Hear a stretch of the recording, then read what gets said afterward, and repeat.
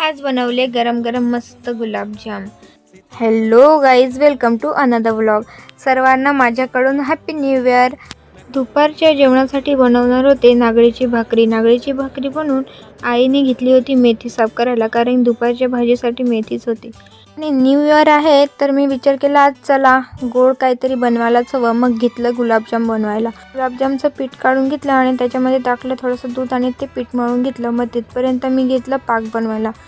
पाणी गरम करायला ठेवलं आणि त्याच्यामध्ये टाकली साखर, ते मिक्स करून घेतलं आणि मग छोटे छोटे गुलाबजामचे गोळे बनवून घेतले।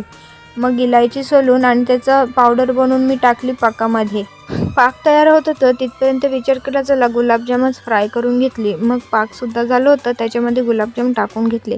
तेल गरमच होतं तर विचार केला चला आज नळ्याच फ्राय करून घेऊया खायला। नळ्या फ्राय करून मग काढून घेतल्या। असे आपले दोन्ही पदार्थ रेडी झाले होते। Thank you for watching, bye bye.